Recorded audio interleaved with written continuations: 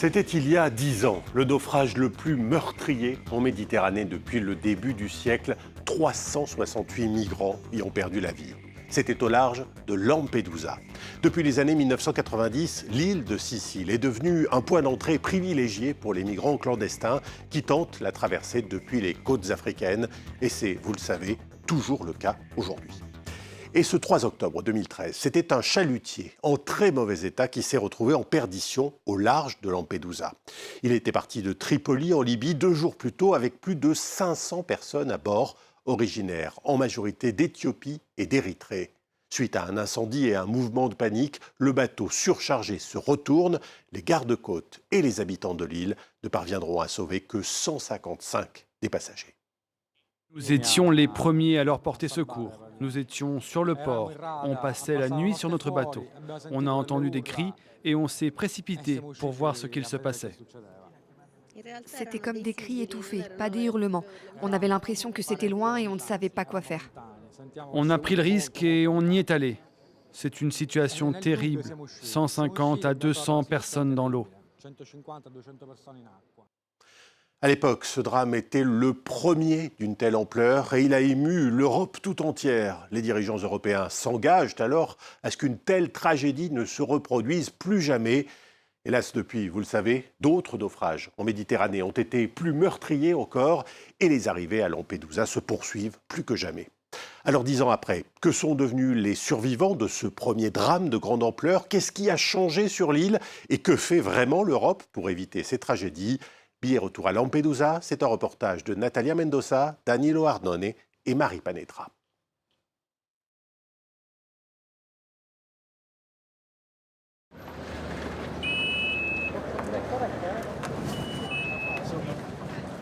Interceptés et récupérés par une vedette des gardes-côtes italiens, ces rescapés portent sur eux toute leur richesse. Des manteaux d'hiver, malgré la température estivale. Pour eux, le port de Lampedusa est la fin d'un très long voyage. Beaucoup d'autres n'ont pas eu la chance d'atteindre les côtes italiennes. Regardez là-bas, ces navires sont construits uniquement pour transporter des migrants. Ces épaves, on les voit tout le temps ici. Celles qui sont là-bas seront retirées dans 1 ou 2 semaines. Mais il suffit de quelques jours pour que ça se remplisse à nouveau. Cela fait plus de 20 ans que Vito habite à Lampedusa. Commerçant et pêcheur amateur, il a navigué pendant des années au large de cette île sicilienne, jusqu'au soir du 2 octobre 2013. C'était une soirée tranquille en mer avec mes amis. Quand à un moment, l'un d'entre eux me dit « vusciare ». En sicilien, ça signifie « cri de douleur ». Je lui ai dit que c'était les mouettes. Mais tout d'un coup, face à moi, s'est présentée une scène terrifiante. Au moins 200 personnes en mer. Ça ressemblait à un amphithéâtre d'êtres humains qui appelaient à l'aide. Ils hurlaient, les bras levés, et on voyait aussi des cadavres qui flottaient. L'embarcation de Vito a été la première sur la zone du désastre. Il a lancé l'alerte aux gardes-côtes italiens et à bord de sa barque, il a réussi à mettre en sécurité 47 naufragés. Là-bas, autour de la cabine de pilotage, et par ici aussi, il y avait des naufragés de partout, tous conscients qu'ils venaient d'échapper à la mort. Quand ils réalisaient qu'ils étaient en vie, sains et saufs, ils hurlaient, pleuraient, nous prenaient dans les bras. Ça a été un moment très fort et très difficile.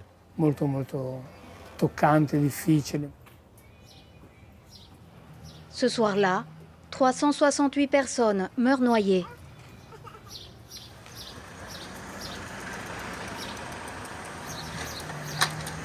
Pour leur rendre hommage, Vito a chapeauté la construction de ce mémorial en plein centre de Lampedusa.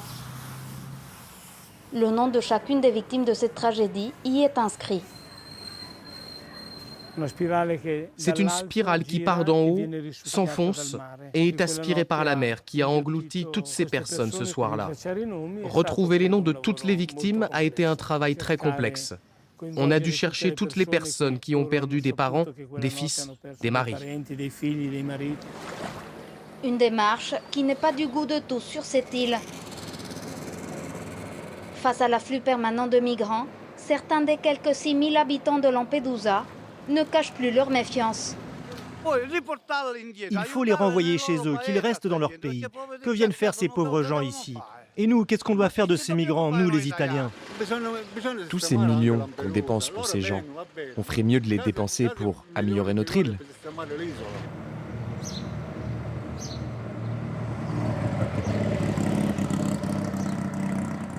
Il y a quelques jours, la plaque avec le message qui accompagne le mémorial a été vandalisée, totalement recouverte de scotch opaque.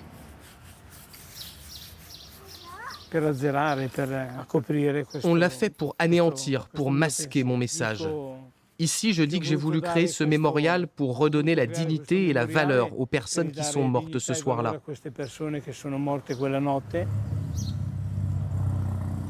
Briser l'intolérance et les idées reçues sur la migration, voilà l'objectif que s'est fixé Vito depuis quelques années, quand il a décidé de porter son témoignage en dehors de cette île.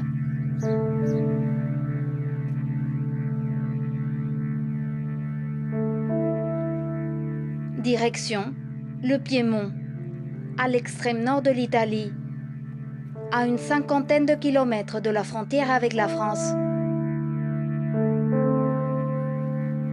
Ce matin-là, Vito est attendu par les enseignants de ce lycée du village de Mondovi. Bonjour. Bienvenue à Mondovi. On vous attend déjà dans la salle d'en haut. Ok, merci. Quelques 200 lycéens sont présents pour écouter le récit de la nuit quand il a porté secours aux naufragés. J'avais du mal à les faire monter à bord. Ils étaient tous trempés de gasoil. Ils me glissaient des mains. À un moment, l'un d'eux a dit que ça faisait plus de 3 heures qu'ils étaient en mer. Et ce soir-là, il n'y avait même pas de lune. Il n'y avait que l'obscurité et basta. À l'origine de l'initiative, Tarek Ebrane. À l'âge de 17 ans, il a fui l'Érythrée, une des dictatures les plus brutales au monde. Pendant son voyage pour atteindre l'Europe, il a affronté la violence et l'emprisonnement alors qu'il traversait le Soudan, la Libye, puis la Méditerranée. On ne parle pas de ce qui se passe dans le désert du Sahara. Il y a tellement de gens qui meurent là-bas. Puis en Libye, il y a le marché des êtres humains, comme si c'était des animaux. Les militaires libyens faisaient le concours de qui nous frappait le plus fort avec les matraques. Tarek a mis 4 ans pour atteindre l'Italie, où il est devenu activiste. Aujourd'hui, il est le président du comité 3 octobre. Depuis cette tragédie, il s'est engagé à honorer les victimes des naufrages et à sensibiliser la société civile sur le phénomène de la migration forcée. Depuis 2013, son comité a apporté des témoignages à près de 100 000 lycéens. Il faut abattre les murs, changer le regard vis-à-vis des personnes qui migrent. Ces jeunes n'ont jamais vu un réfugié. Ils ne savent pas ce qu'ils ont vécu, ni ce que ça signifie de s'embarquer dans un voyage comme celui-là pour des jeunes comme eux, qui veulent étudier, mais n'ont pas eu l'opportunité.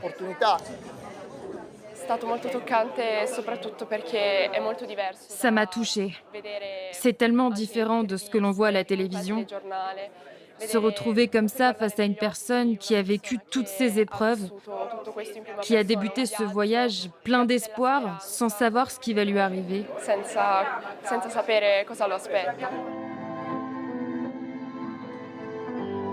Tarek a gardé contact avec les survivants du naufrage. La plupart d'entre eux ont quitté l'Italie.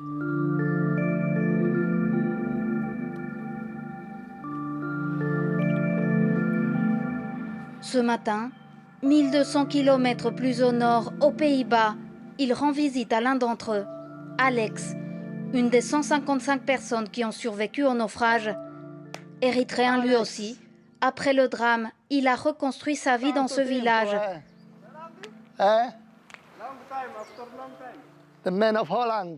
L'homme de la Hollande, tu as l'air en forme?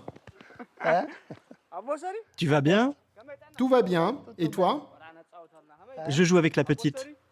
Brava. 5. Aux Pays-Bas, Alex a entamé un nouveau départ. Il a rencontré sa femme et ses 3 enfants sont nés ici. Parfois, je compare mon enfance à celle de mes enfants ici. C'est tellement différent.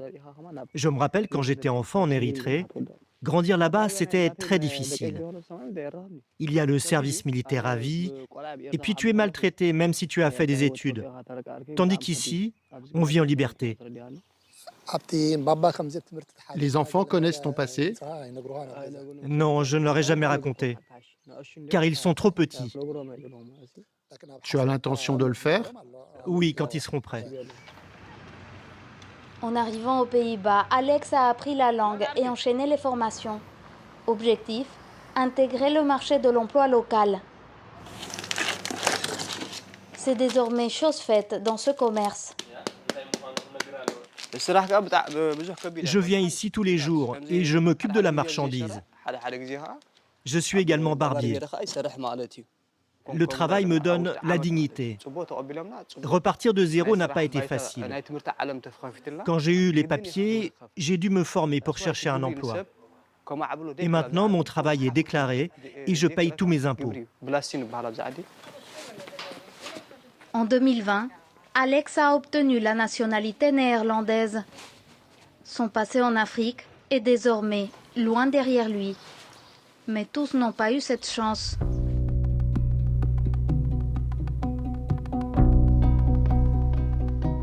Depuis janvier, plus de 1800 personnes sont mortes au large de Lampedusa. Cette île à une centaine de kilomètres seulement des côtes africaines.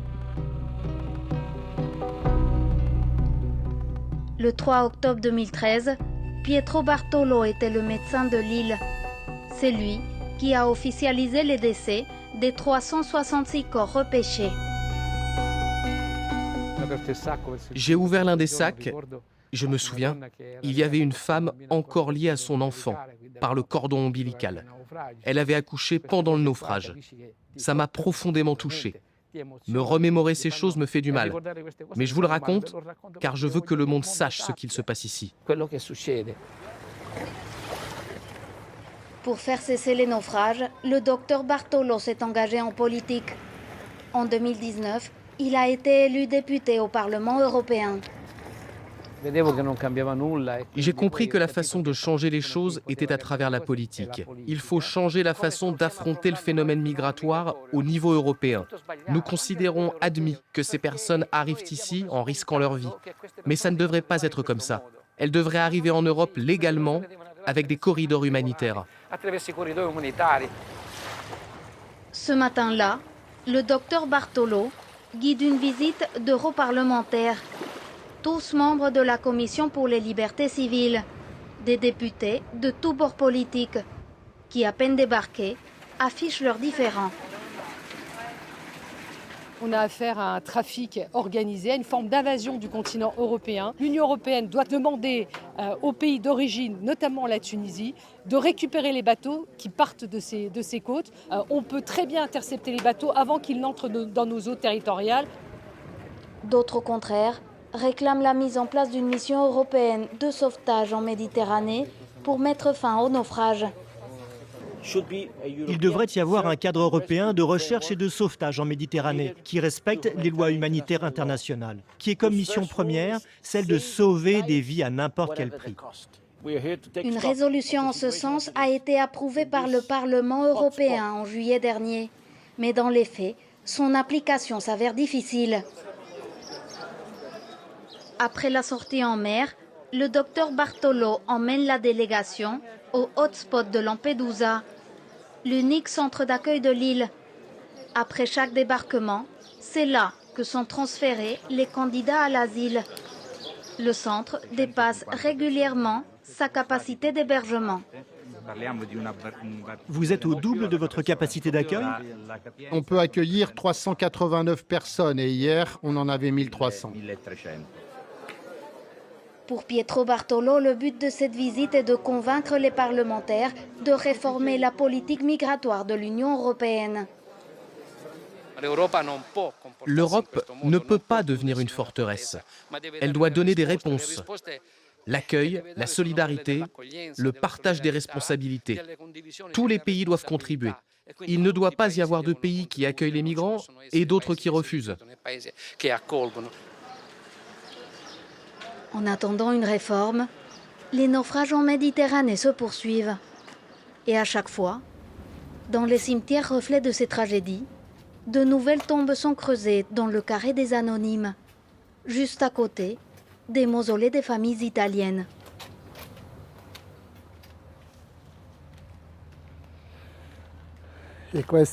Ces tombes ont été marquées par des croix faites avec le bois des barques. Nous ne saurons jamais qui sont ces personnes. Elles ont été victimes de leur vivant et après leur mort. Car même décédées, elles ne peuvent pas avoir une sépulture digne. Et dans les pays d'origine, il y a des familles qui attendent des nouvelles. Des mères qui attendent un coup de fil de leurs enfants et qui ne savent pas ce qu'ils sont devenus, tandis qu'ils sont ici, enterrés dans ces conditions. À l'heure actuelle, il n'existe pas de protocole européen d'identification des victimes des naufrages. En 10 ans, plus de 26 000 personnes sont mortes en essayant de traverser la Méditerranée, la route migratoire la plus meurtrière au monde. Et voilà pour ce reportage à Lampedusa, un reportage que vous pourrez retrouver bien sûr sur france24.com. Je vous dis à très vite pour un nouveau numéro de Billets Retour.